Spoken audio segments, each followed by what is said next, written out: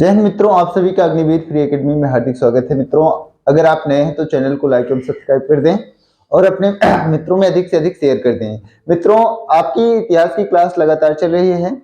आज इसी के क्रम में आज हम आपके टॉपिक से जो आपके सिलेबस है उसमें आपका बौद्ध एवं जैन धर्म है, इस टॉपिक को आज हम देखने का प्रयास करेंगे। तो आइए हम टॉपिक को स्टार्ट करते हैं। टॉपिक स्टार्ट करते हैं।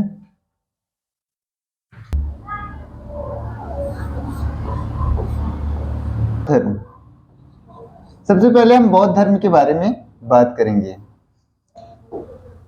तो बौद्ध धर्म के जो संस्थापक थे वो कौन थे? तो सबसे पहले संस्थापक देखेंगे।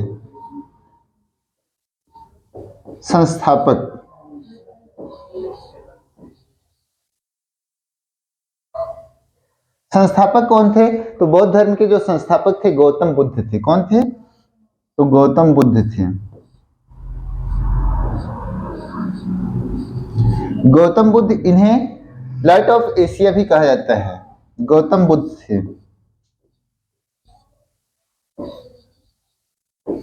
इन्हें एशिया का ज्योतिपुंज भी कहा जाता है। क्या कहा जाता है? एशिया का ज्योतिपुंज।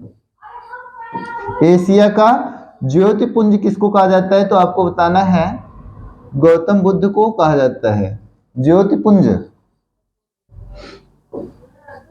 अगर आपसे पूछ लिया जाए एग्जाम में कि बौद्ध धर्म के संस्थापक कौन थे, तो आपको बताना है गौतम बुद्ध थे, जिन्हें जो है एशिया का ज्योतिपुंज कहा जाता है। अब इनका जन्म कब हुआ था? तो जन्म जो हुआ था, जन्म, मृत्यु, जन्मस्थान,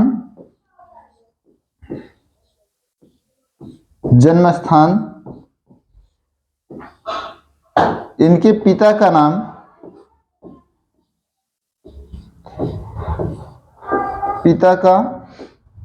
नाम एक एक करके हम देखेंगे। तो आइए हम देखते हैं कि इनका जो जन्म था वो कहाँ हुआ था। तो जन्म जो है 563 ईसा पूर्व में हुआ था। कहाँ हुआ था? तो आपको बताना है लुम्बिनी में हुआ था।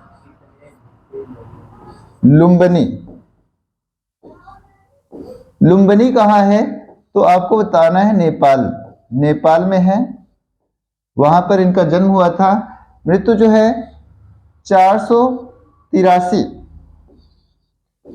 ईसा पूर्व में कहाँ हुई थी? तो आपको बताना है देवरिया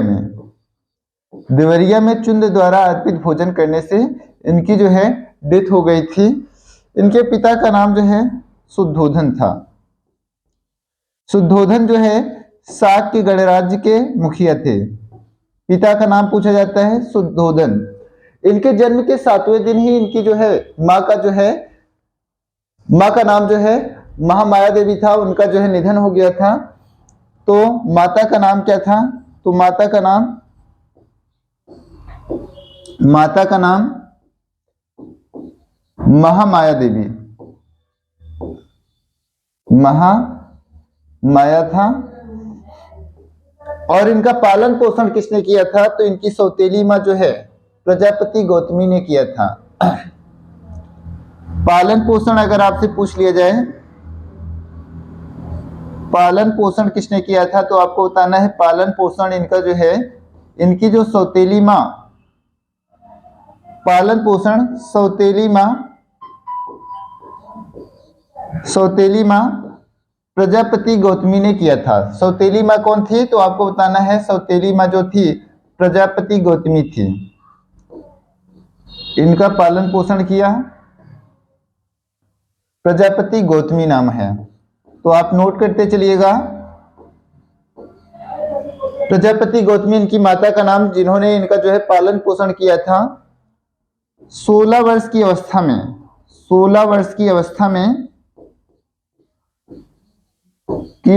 में जो है इनका विवाह जो है अवस्था में इनका विवाह हुआ था? तो यशोधरा नामक जो है यशोधरा नामक महिला से इनका जो विवाह हुआ था। इनके पुत्र का नाम क्या था? पुत्र का नाम तो राहुल था। क्या था? राहुल था। पुत्र का नाम तो आपको बताना है राहुल था। ठीक है, तो ये तो आपको छोटी छोटी आपको जानकारियां दे दी गई। और आगे देखते हैं।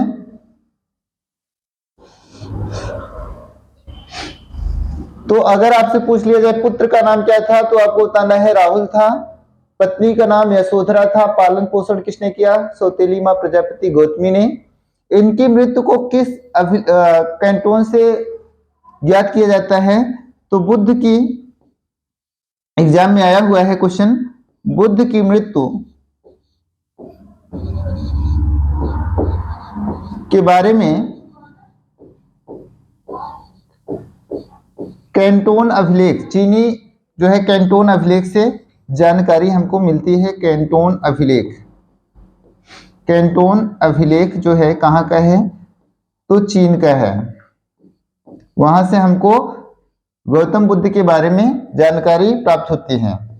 तो यहाँ आप चीन लिख लीजिएगा। कैंटोन अभिलेख से इनकी मृत्यु के बारे में हमको जानकारी मिलती है। ठीक है, आगे हम देखेंगे कि इनके जो पिता थे किस गणराज्य के थे। तो आपको पिता इनके जो हैं, पिता इनके किस गणराज्य के थे, तो आपको बताना है। पिता जो शुद्धोधन थे, कई बार आया है, शाक्य गणराज्य के मुखिया थे। इसको आप नोट कर लीजिएगा। पिता जो है शुद्धोधन किस गणराज्य के मुखिया थे, तो आपको बताना है शाक्य गणराज्य से संबंधित थे।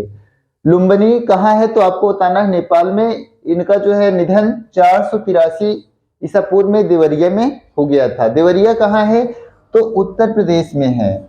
उत्तर प्रदेश में किसके द्वारा अर्पित भोजन करने से जो है इनकी मृत्यु हो गई थी, तो आपको बताना है चुंद के द्वारा अर्पित भोजन करने से इनकी मृत्यु हो गई थी। ठीक है, आगे हम देखते हैं कि इन सबको आप याद कर लीजिएगा। एग्जाम के दृष्टिकोण से बौद्ध धर्म के बारे में जो जानकारियां आपको दी जा रही हैं, ये आपके एग्जाम के लिए से जो लिहाज से बहुत ही इंपॉर्टेंट है। आगे देखेंगे, आपसे बौद्ध संगीत के बारे में पूछ लेता है। तो बौद्ध संगीत और इनके बचपन का नाम भी आपसे पूछ लेता है। तो बचपन का नाम जो है, बचपन का नाम, बचपन का नाम, बचपन का नाम क्या है, तो आपको बताना है सिद्धार्थ है।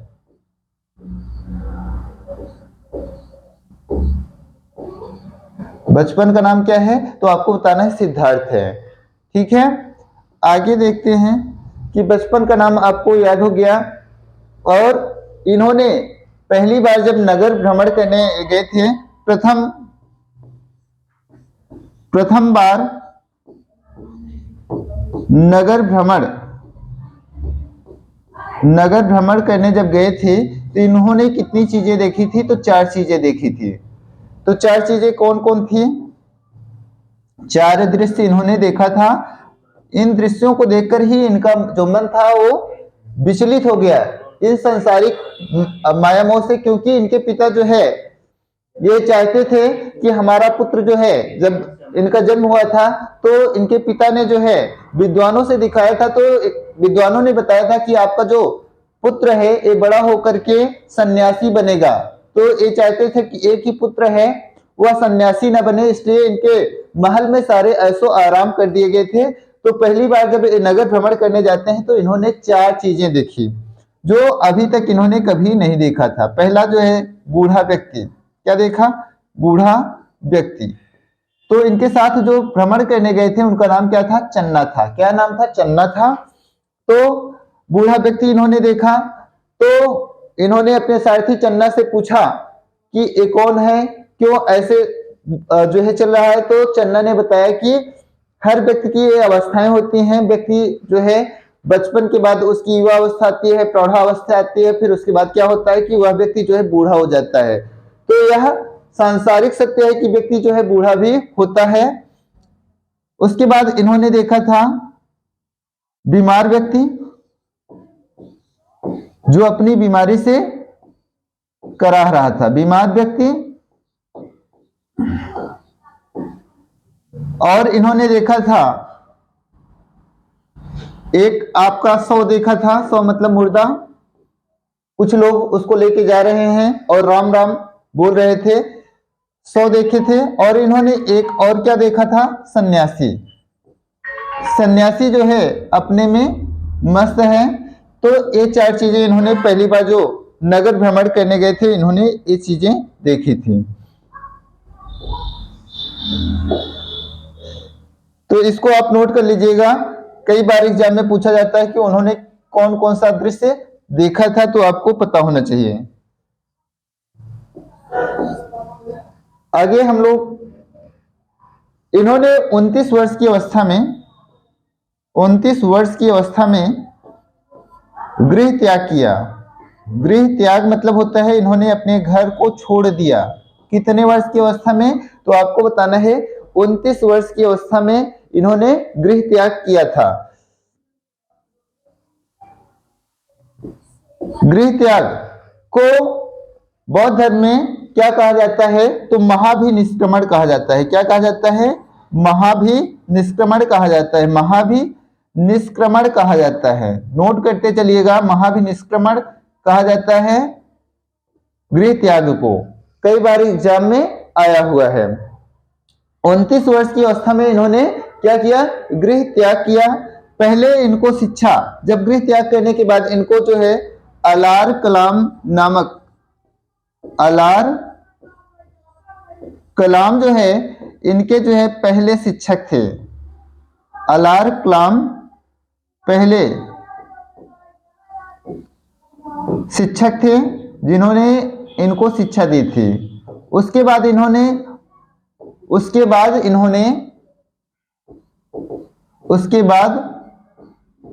रुद्रक रामपुत्र से इन्होंने शिक्षा ली। उसके बाद रुद्रक रामपुत्र से इन्होंने शिक्षा ली थी, शिक्षा प्राप्त की थी। तो नोट कर लीजिएगा इनके दोनों गुरु के नाम, शिक्षा प्राप्त की थी। आगे इनको जो है 35 वर्ष की अवस्था में ज्ञान की प्राप्ति कब हुई, तो इनको जो है ज्ञान की प्राप्ति जो है, ज्ञान की प्राप्ति कहां हुई, तो आपको बताना है। ज्ञान की प्राप्ति जो है कितने वर्ष की अवस्था में हुई, तो 35 वर्ष की अवस्था में हुई थी। इसको नोट कर लीजिएगा। ज्ञान प्राप्ति के बाद ये क्या कहलाए, तो इनका नाम जो है बुद्ध। ज्ञान प्राप्ति के बाद इनको क्या कहा गया, तो बुद्ध कहलाए। और इनको जहां पर ज्ञान प्राप्त हुआ उसे बोध गया कहा गया। जहां पर इनको ज्ञान की प्राप्ति हुई थी उसको बोध गया, उस स्थान को कहा गया। आगे पूछ लेता है कि इनको जो है ज्ञान की प्राप्ति किस नदी के किनारे हुआ था, तो ज्ञान की प्राप्ति जो है आपको बताना है। ज्ञान की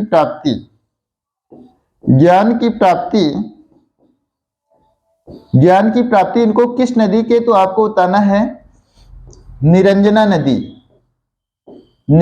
नदी के किनारे इनको जो है 35 वर्ष की अवस्था में जो है ज्ञान की प्राप्ति हुई थी। निरंजना के किनारे किस वृक्ष के नीचे, तो वृक्ष आपको बताना है, वृक्ष जो होगा आपका साल वृक्ष के नीचे इनको ज्ञान की प्राप्ति हुई थी। कौन सा वृक्ष था, तो आपको बताना है साल वृक्ष के नीचे। साल वृक्ष के नीचे जो है, वृक्ष के नीचे ज्ञान की प्राप्ति हुई, ज्ञान की प्राप्ति हुई। और ज्ञान की प्राप्ति को जो है, ज्ञान की प्राप्ति को बौद्ध धर्म में धर्म चक्र प्रवर्तन कहा जाता है। धर्म चक्र प्रवर्तन कहा जाता है। प्रवर्तन कहा जाता है। साल वृक्ष नोट कर लीजिएगा, साल वृक्ष और कौन सी नदी? निरंजना। इसे फाल्गु नदी भी कहा जाता है। और ये नदी कहाँ है? तो ये आपको बिहार बिहार में है। ठीक है। उर्वेला नामक स्थान पर, उर्वेला नामक स्थान पर इनको 5 साधक मिले थे। नोट कर लीजिएगा। बुद्ध को बुद्ध को बुद्ध को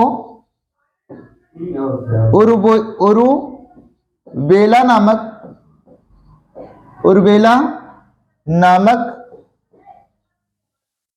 स्थान पर 5 साधक मिले थे। स्थान पर 5 साधक मिले थे। कितने साधक? तो 5 साधक थे। 5 साधकों के नाम क्या थे? तो वप्पा था, वप्पा, भादिया, महानामा,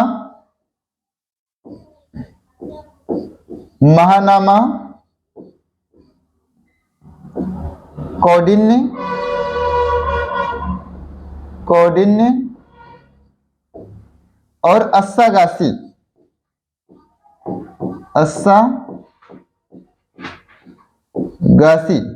ये 5 साधक इनको मिले थे। इन्होंने पहला उपदेश कहां दिया था? पहला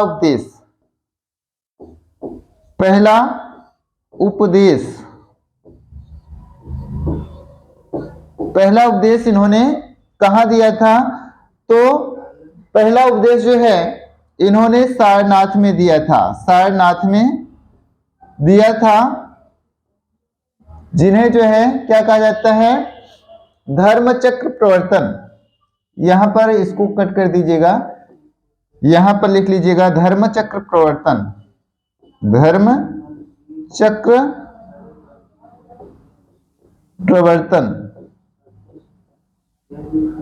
धर्मचक्र प्रवर्तन कहा जाता है। पहला उपदेश आपसे पूछ लिया जाता है। बौद्ध धर्म के 3 पिटक हैं, जिसमें बौद्ध धर्म से संबंधित नियम हैं। बौद्ध धर्म के 3 पिटक हैं। बौद्ध धर्म के 3 पिटक। कितने पिटक हैं?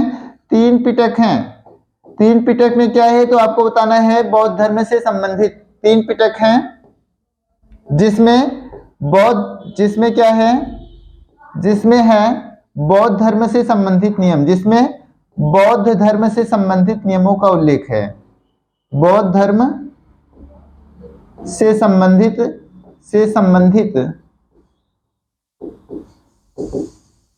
नियमों का उल्लेख है।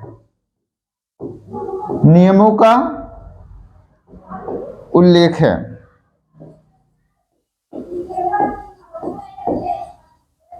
ठीक है। कौन कौन से पिटक हैं? तो पिटक भी आपसे पूछ लेता है कौन कौन से पिटक हैं, तो आपको बताना है।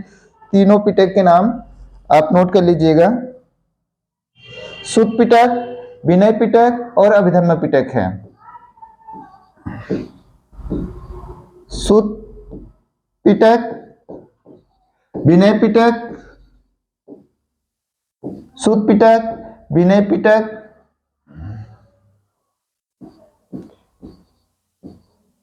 और आपका अभिधम्म पिटक है। अभिधम्म पिटक, अभिधम्म पिटक। इन तीनों पिटकों के नाम इतने ही आपके लिए बहुत ही काफी है। ठीक है। और आगे हम, इन्होंने अपना जो उपदेश दिया था, उपदेश किस भाषा में दिया था? तो उपदेश दिया था आपको बताना है जनसाधारण की उस समय की जो भाषा थी, पाली भाषा में उपदेश दिया था। पाली भाषा में उपदेश दिया था। पाली भाषा में कई बार एग्जाम में आया है, इसलिए इसको नोट कर लीजिएगा। पाली भाषा में इन्होंने क्या दिया था? अपने उपदेश दिए थे। आगे हम सर्वाधिक उपदेश अगर पूछ लिया जाता है, सर्वाधिक उपदेश कहाँ दिए थे? तो सर्वाधिक उपदेश जो है सर्वाधिक उपदेश कहाँ दिए थे? सर्वाधिक उपदेश कहाँ दिए थे? तो आपको बताना है कौशल देश की जो राजधानी थी, सर्वाधिक उपदेश कहाँ दिए थे? श्रावस्ती में दिए थे।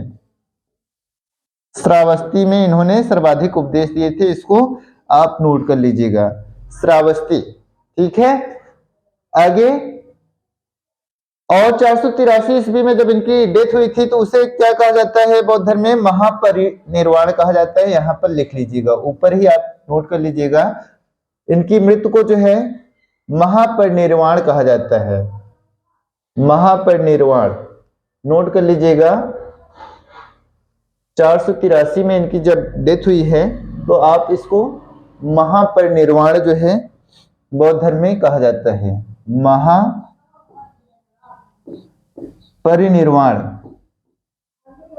परिनिर्वाण क्या कहा जाता है? महापरिनिर्वाण कहा जाता है। ये सब शब्दावली आपको पता होना चाहिए। आगे हम बात करेंगे जैन धर्म के बारे में। जैन धर्म के बारे में हम आगे बात करेंगे। तो आगे हमारा जो होगा जैन धर्म। जैन धर्म आपका अगला टॉपिक होगा। तो जैन धर्म के बारे में अब हम बात करेंगे। जैन धर्म के बारे में अब हम बात करेंगे। तो अब हम जैन धर्म के बारे में बात करेंगे। तो जैन धर्म के जो संस्थापक थे वो कौन थे? तो वो कौन थे आपको बताना है। संस्थापक, संस्थापक जो थे उनका नाम था ऋषभदेव। क्या नाम था? तो ऋषभदेव। इन्होंने जो है ऋषभदेव जो है कौन थे? तो इसके संस्थापक थे। ठीक है, ये प्रथम जो है तीर्थंकर थे, प्रथम तीर्थंकर थे, प्रथम तीर्थंकर थे।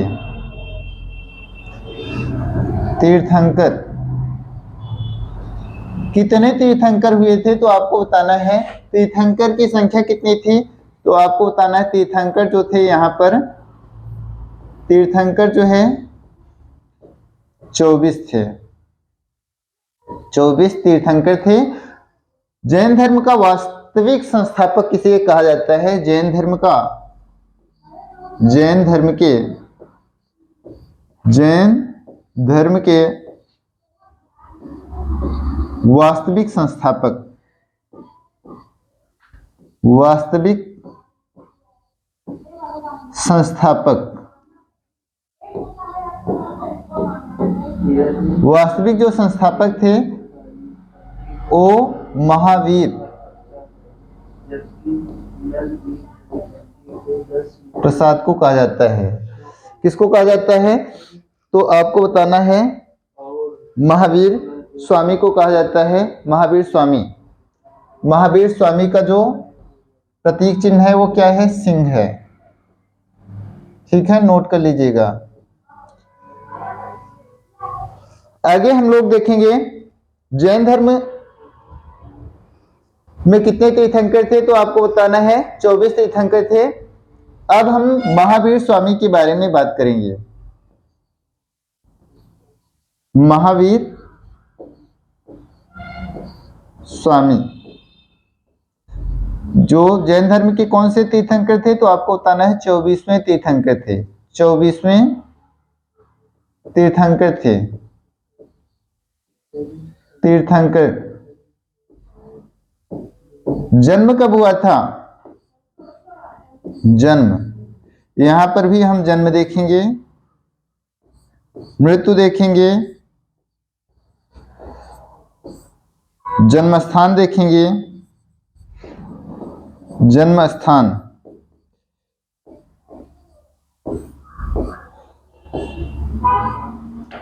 ये सारी चीजें हम यहां पर देखेंगे। तो जन्म कब हुआ था? 540 ईसा पूर्व। ठीक है, जन्म कब हुआ था? 540 ईसा पूर्व। कहां हुआ था? तो वैशाली कुंड ग्राम में हुआ था। वैशाली कुंड ग्राम में हुआ था। कुंड ग्राम में इनका जन्म हुआ था, वैशाली कुंड ग्राम में। मृत्यु जो है इनकी जो है, मृत्यु 468 ईसा पूर्व हो गई थी। कहां पर हुई थी? तो पावापुरी, पावापुरी में इनकी जो है मृत्यु हो गई थी। इन सबको आप नोट करते चलिएगा। आगे देखेंगे, इनके पिता का नाम जो था, पिता का नाम, पिता का नाम, माता का नाम, क्या क्या हमको देखना है जो आपके एग्जाम के दृष्टिकोण से। प्रथम, इनके शिष्य कौन थे? और इनकी जो है एक विवाह किससे हुआ था? पत्नी का नाम, विवाह हुआ था तो, और इनकी पुत्री का नाम क्या था? पुत्री का नाम। ये सारी चीजें आपके लिए। तो इनके पिता जो थे कौन थे? तो आपको बताना है सिद्धार्थ थे। पिता का नाम क्या था? सिद्धार्थ था। सिद्धार्थ जो थे ज्ञात्रिक कुल के सरदार थे। ज्ञात्रिक कुल के क्या थे? तो आपको बताना है ज्ञात्रिक कुल के सरदार थे। ठीक है। माता का नाम जो था त्रिशला देवी था। त्रिशला, त्रिशला देवी था। त्रिशला देवी था। ठीक है। जो लिच्छवी राजा चेटक की बहन थी। लिच्छवी राजा चेटक की बहन थी। राजा चेटक की बहन थी, कई बार एग्जाम में आया है। चेटक की बहन थी, चेटक की बहन थी, नोट कर लीजिएगा। विवाह जो है इनका जो है यशोदा से हुआ था। यशोदा, नोट कर लीजिएगा, यशोदा। और अभी हमने आपको बताया था कि गौतम बुद्ध की पत्नी का नाम, कमेंट करिएगा कि गौतम बुद्ध की पत्नी का नाम क्या था। पुत्री का नाम, पुत्री का नाम जो था, तो पुत्री का नाम इनके अड़ोजा प्रियदर्शनी था। क्या था? अड़ोजा प्रियदर्शनी था। अड़ोजा प्रियदर्शनी।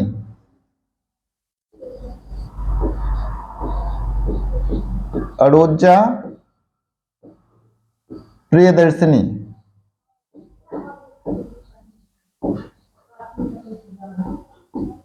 प्रियदर्शनी था।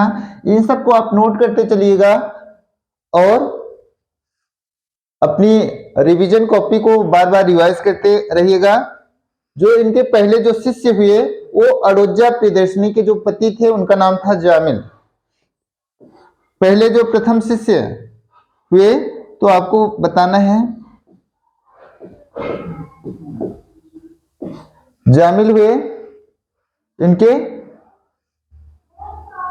जामिल क्या, जमाल इसको कर लीजिएगा। जमाल इनके पहले शिष्य हुए। और आगे देखते हैं।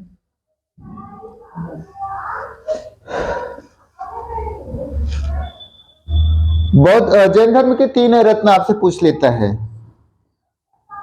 जैन धर्म के 3 रत्न, जैन धर्म के 3 रत्न, 3 रत्न कौन कौन थे? तो आपको बताना है सम्यक दर्शन, सम्यक दर्शन, सम्यक ज्ञान, सम्यक, सम्यक मतलब होता है भली भांति, सम्यक ज्ञान। उसके बाद है सम्यक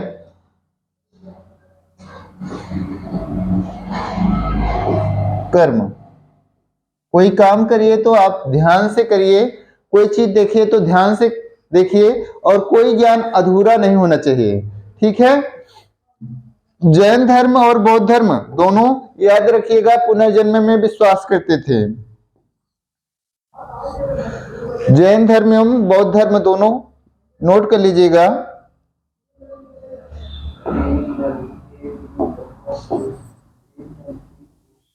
जैन धर्म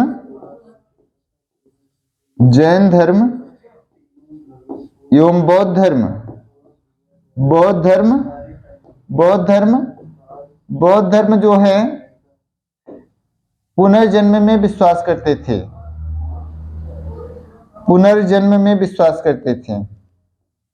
तो इसको आप नोट कर लीजिएगा।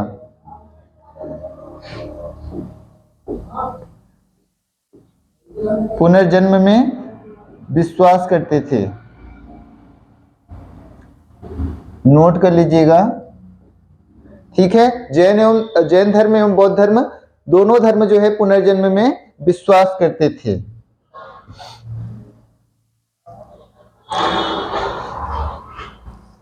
आगे देखेंगे, जैन धर्म जो है अपने आध्यात्मिक विचार जो है, जैन धर्म जो है आध्यात्मिक विचार जो है कहां से लिया था? आध्यात्मिक विचार सांख्य दर्शन से लिया था। कहां से? तो आपको बताना है सांख्य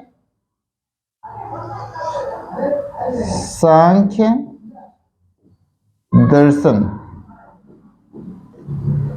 सांख्य दर्शन जो है वो हिंदू धर्म से संबंधित है। इससे जो है इन्होंने आध्यात्मिक विचार लिया था। ठीक है। आगे हम देखेंगे जैन संगीत के बारे में देख लेते हैं। तो जैन संगीत जो हुई थी, जैन संगीत जो है वो 2 बार आयोजित की गई थी, 2 बार आयोजित की गई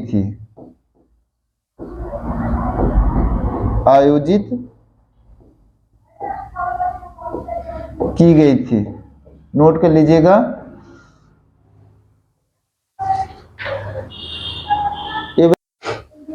जैन धर्म में जो उपदेश दिए गए थे, जैन धर्म के उपदेश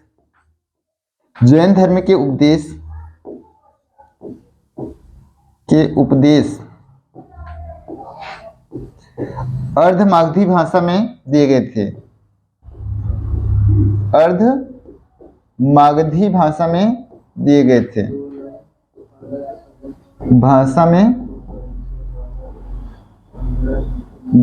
थे, इन सबको नोट कर लीजिएगा। ये आपके लेवल की क्लास चलाई जा रही है। ठीक है। और इसे हम जो है अर्धमागधी को प्राकृतिक भाषा भी कहते हैं, इसको नोट कर लीजिएगा। प्राकृतिक भाषा भी कहते हैं, तो इसको आप नोट कर लीजिएगा। आगे की क्लास में आपको 16 महाजनपदों के बारे में बताया जाएगा। तो आज की क्लास मित्रों हम यहीं पर समाप्त करते हैं। जय हिंद।